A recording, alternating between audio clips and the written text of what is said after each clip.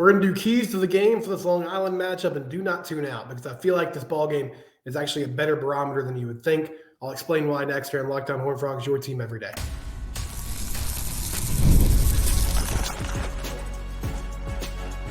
You are Locked On Horned Frogs, your daily podcast on the TCU Horned Frogs. Part of the Locked On Podcast Network, your team every day. Locked On Horned Frogs, your team every day. Subscribe to the YouTube channel. We're also free and available wherever you get your podcasts, so subscribe on your favorite podcast platform. TCU Long Island tomorrow night. And I know a lot of you are like, listen, anything can happen, right? Like we saw Texas Tech struggle with Abilene Christian. They won that game 52-51. We've seen in the past TCU struggle with some FCS opponents. Every year you have a couple of FCS teams that jump up and beat somebody at the FBS level. But I know most of you, understandably so, and you're right. Like, this is a game where TCU should take care of business handily, and if they play well, it should be a very comfortable win. But I will say this. I think this game is actually a better measure of where this team could be than you would think. And I'll explain it this way. I don't feel like the game tomorrow can tell you whether or not TCU is a great team. It's not going to give you that answer. But it can tell you pretty quickly if this is a team that could struggle this year. Because in the past, when TCU has had down seasons, they really struggled in these games. I was looking back at some scores. Back in 2016, when they finished 6-6 in the regular season, they beat South Dakota State 59-51. Now, South Dakota State is traditionally a playoff team at the FCS level. They also had a tight end that night that I didn't know. I remember him feasting on TCU and being like, who is this guy?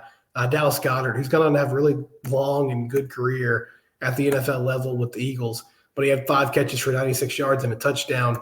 But it was just a shootout. I mean, the defense could not find a way to slow down South Dakota State's offense. So Kenny Hill and Taj Williams of the TCU offense basically had to go score for score.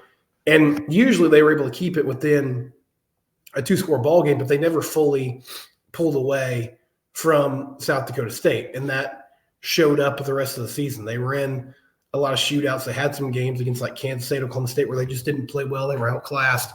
You saw a team that was had a ton of roster turnover from that 2014-2015 season and just couldn't keep up with the talent level. Back in 2019, a 39-7 win over Arkansas Pine Bluff. And that was the year that Max Duggan and Alex Delton were fighting for a starting job. It was 10-0 at halftime, had some quarterback musical chairs going on. You know, they pulled away in the second half. The defense that night played really well and didn't give up any points until the fourth quarter. So the game was never in doubt. That was another time where you just felt like the offense wasn't in sync. They couldn't really kick into gear and separate fully from Arkansas Pine Bluff. And then a couple of weeks later, they lost to SMU and things started to unravel as they finally did make that move to Max eventually. But the first 5 or 6 weeks of the season, they were shuffling back and forth between him and Alex Delton and couldn't decide on a path forward. Last season, a 41-6 win against Nichols.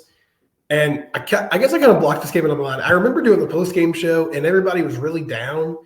And I was sort of like, I thought they did okay. But, man, they were only up 24-6 at the end of the third quarter. They scored a couple times in the fourth quarter to fully put that game away. They had a 24-3 lead at halftime. They turned the ball over a few times.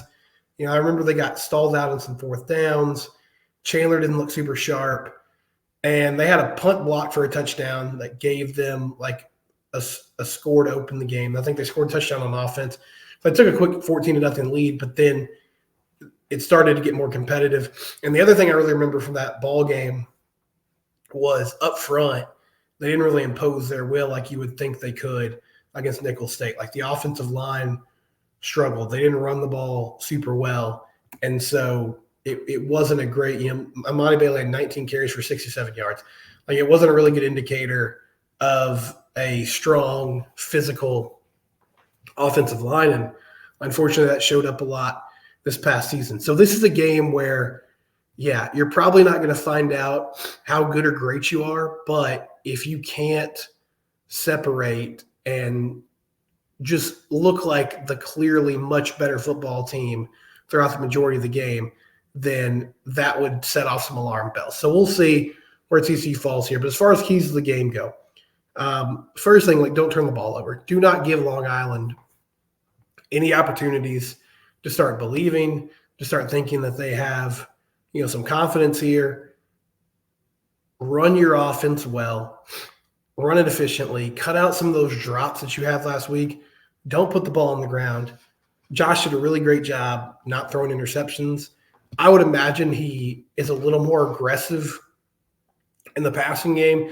And I think this is a football game where if you want to work on some timing with your deep routes, if you want to work on pass protection when you're in a more traditional drop back situation, you're taking, 5 to 7 steps and then climbing up in the pocket and making throws, and longer developing routes that take time to develop, then this is the week to do it, right? Like, allow your passing game to really hone in and get some of these things worked out against an opponent that you should be able to handle physically and just out-athlete to a certain extent. Like, work on those things in a live game situation and allow the passing game to start to grow and develop. Because at some point, they scored 34 points last week. And I thought, for the most part, the offense stalled out at times, but generally it looked pretty good. Everything was just, within 5 to 10 yards of the line of scrimmage, except for a few throws. And you have to stretch the field and allow this offense to really hit on that level of defense to get to its full form. And Jim said last week, was like, well, I just don't think there's anybody at receiver who can really take the top off the defense. Well, this is a good week to try it. Like, let Eric McAllister get out there and run a go route, or run a post route. Like, let Savion Williams go up there and try to catch a 50-50 ball. Allow your players to at least, attempt those things in a live game situation where you can say, all right, who can do this for us? What can our strengths be? Whether that's on the outside or in the slot. Let Drake Dabney, run some more developed and longer pass routes this week to see what he can do in the open field. Secondly, I mentioned it, the physicality. You want to impose your will early. Run the football well with Cam Cook. And I think we'll see a little bit more rotation in the running back room this week. I know somebody's been pretty active in saying, like, hey, I want to see more of Dominic Johnson. Trey Sanders didn't get a lot of carries either. I would imagine Nate Palmer and Jeremy Payne, this would be a week where the coaching staff says, hey, we can get them more involved in what they're doing. So, allow them to be a part of the process, and O-line wise, be physical, get a hat on the hat, and drive people out of the frame. I was talking to a Cowboy scout this week, and he was a former Cowboy scout this week. He was someone I know from my time in media. And he's like, the thing I don't really understand about TCU's offense when I've been around it is I'm not totally sure what they're doing in the run game. Like, it feels like they want to use a lot of influence blocking, which is basically like misdirection, right? So you're setting up your blocks one way, and then the running back's cutting back and trying to make things happen on the backside. Instead of just, getting north and south, everybody moving one direction, you're running behind that blocking. And so I'd like to see more of that, more downhill in the running game this week. Really force your will onto Long Island. And then defensively, I think it's a chance for you to get after the quarterback again and just fly around, continue to learn the scheme, learn our responsibilities. And so on defense, just another clean game where you're making tackles, you're not giving up extra yardage, you're not blowing coverages. Really liked what I saw from the corners in week 1, JT Broughton and Lamarian James. They'll continue to have a lot of one-on-one situations in this ball game and free up your edge rushers to go make plays. Allow Devin Deal, Cooper McDonald, and Marcel Brooks to get after the quarterback and use their athleticism to go make plays. The way that they were moving around and just the effort, energy, physicality last Friday against Stanford was really encouraging.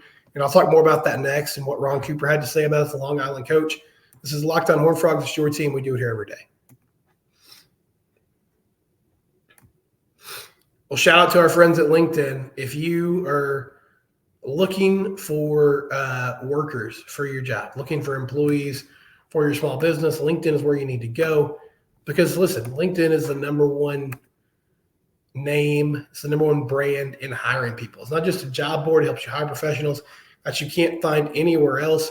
Over 70% of LinkedIn users don't visit other leading job sites. So if you're not looking on LinkedIn, you're looking in the wrong place. 86% of small businesses will get a qualified candidate within 24 hours. Hire professionals like a professional on LinkedIn. LinkedIn knows that small businesses are wearing many hats and might not have the time or resources to hire. They're constantly finding ways to make the process easier. They even launched a feature helps you write job descriptions, making the process easier and quicker. 2.5 million businesses use LinkedIn for hiring. Post your job for free at linkedin.com/lockedoncollege. Again, that's linkedin.com/lockedoncollege to post your job for free.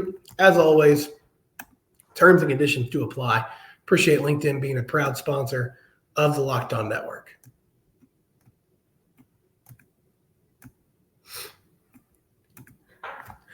I'm going to get over whatever this respiratory illness is one day. I promise. A couple notes. First of all, post-game show after the game on Saturday. So that'll be happening again, I would imagine, given that it's a 7 o'clock start, 10:30, 11 o'clock. We're live. We're talking about the game. Feel free to jump in, have your comments, have your takes. It's real, it's raw, it's emotional. Some of you probably have had a few drinks at that point. That's great. I want all of it. I'll try to get some of it, and we'll just break down what happens. And hopefully we're talking about a big-time TCU win. I did enjoy having Ron Cooper on the show yesterday. Appreciate Long Island Athletics and their staff for allowing him to come on. If you missed it, it's up on the YouTube feed or on all the various podcast platforms. But a couple things that really stood out to me about what he said. One was, and I put this short clip on Twitter, but when I asked him about what he sees from this TCU team, I didn't really have much expectation about what he would say, but it was encouraging to hear. I don't know how much of last year's team they watched. I would imagine they had some coaches on staff who were tasked with building some sort of scouting report based on a few of the games last year, and then they watched the Stanford tape to compare it. But in Ron Cooper's mind, he said, listen, I know that coaching staff, I know their background, I know Kendall Browse.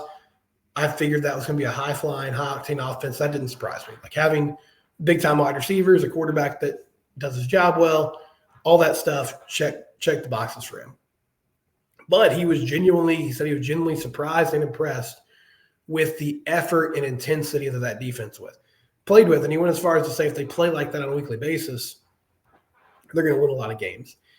And, we'll see how this plays out as the year goes on. I think week one, season opener, chance to hit somebody in a new scheme, there was a lot of excitement around that side of the ball. And you have to continue to make plays for that excitement to stay at that same level. Like if things start to go a different direction, then you could see a team that starts waning a little bit with enthusiasm. But you could just tell there was a night and day difference between, I think, the confidence level, the energy, the physicality, and they were coming downhill making plays. Now, I said all last year, I was totally in agreement after the season with changing up the defense coordinator and changing up the defensive scheme. Like, I think it had to happen, especially given how that last game went against Oklahoma. But I did stress to people, like, bringing extra pressure, that in itself is not just this magic elixir to making your defense good. Because there's plenty of defenses that are aggressive and that blitz that still get burned. You could tell, though, that Andy Avalos has gotten them to buy in to what they're doing, that he's found some guys either through the transfer portal or a few players that were already on campus that maybe didn't fit in with that fit in now with what they're doing really well and can use their to get to the football and make plays. And then I think also, like, a dude like Johnny Hodges, which when you're talking about a new scheme where there's more pressure, more sideline to sideline running, like you don't necessarily think of him, but they found a role that works really well for him. He's coming downhill. He's making plays in the run game. And then they're typically using him as an extra rusher in the pass game to come on a blitz and try to, wreak havoc or occupy a blocker so that those guys on the edge can have one-on-one matchups that they can win. So all of that was super cool to see. And yeah, Ron Cooper seems like a great guy. I was glad that I got to talk to him on the show, and good luck to him. I was kind of kicking myself afterwards because he mentioned knowing Spike Dykes a little bit, asked him if he knew Sonny. He said, well, his main memories was knowing Spike as a young coach, the late great Spike Dykes. So I was going to follow up and ask him if he had like a favorite Spike story, but I didn't know like how close they were. And anyway, I wish I would have asked him for his memories there. But overall, a really good dude. Seems like he has a lot of respect for what TCU is doing. And, for them, it's a good opportunity to come play in a big-time environment on television and get their guys a chance to do that in front of a lot of people as opposed to most of the games that they're playing. It's only in front of, he said crowds are a few thousand folks. So it'll be a good opportunity for them as well. Okay, switching gears a little bit, a couple notes before we get to wrapping things up. I saw this from Steven Johnson yesterday. He said, can confirm Sonny Dykes and the TCU defense coordinator Andy Avalos will use the frog copter, the helicopter, to drop into North Crowley at DeSoto and Lancaster at Aledo this Friday. So North Crowley and DeSoto and Lancaster and Aledo, a lot of recruits to see there. As far as guys that are committed, Keelan Abrams, the DeSoto commit, who had 19 and a half sacks last year for DeSoto. He'll be playing that game against North Crowley. North Crowley has become a hub for talent in the last few years. I mean, Sterling Brooks on the roster. He's from North Crowley at defensive tackle. Julian Knox, the corner. Chris Jimerson, their quarterback, was committed to TCU as an athlete, and then he decommitted. I think he's looking for a place where he can actually play quarterback. But, yeah, good news. I mean, I'll take all the South Dallas talent that we can get because there's just great football being played there. And showing up in the helicopters a flex for sure. I remember a few years ago, I still do work with Temple football. I'll actually be doing their game tonight, but I was helping with the Temple football broadcast, Temple, Texas. And at the time, Quentin Johnson was on the roster. I believe it was his senior year. And he was committed to Texas. And before the game, I was in the studio, and I hear like this rumbling of people talking. Like the mic was on. Nobody was near it, but you could just hear excuse me. You could just hear like people milling around and talking about something happening. So I was like, I wonder what's going on. And the play-by-play guy finally got on the mic, and he was like, somebody just showed up in a helicopter. They landed, right here outside the stadium. And it was Gary Patterson. It was Gary Patterson that night. And they use the helicopter because they go to multiple games in one night. And so he was there, I think, for the first half of that Temple game. And then he moved on somewhere else. But it was a cool moment. And that was an instance where they really stayed the course with the guy who they had built a relationship with. He committed elsewhere. But they said, we're going to keep chipping away here, trying to establish a good rapport with Quentin and keep that communication open. And eventually he decided to commit to the Frogs, and the rest is history. So, yeah, Andy Avalos, Sonny Dykes, both in the Frog Copter tonight. They're going to be dropping in at North Crowley and DeSoto and Lancaster and Aledo. And then on Big 12 expansion news, before we go to break, the league was reportedly talking about adding UConn, and that's not going to happen for now. Brett Yormark and the Big 12 announced that talks at the moment with UConn are suspended. They're not really looking to expand right this minute. So at least temporarily, that's not going to happen. This feels like – I was telling Paul Catalina from 365 Sports yesterday. The UConn thing feels like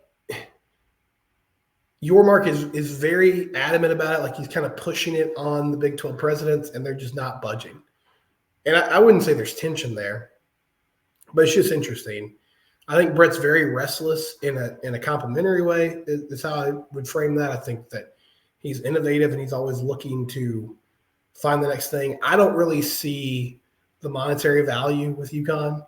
I think it's all tied to basketball. And to this point, nobody's really figured out how to separate basketball from football so that you can make money on both, but kind of in their own baskets.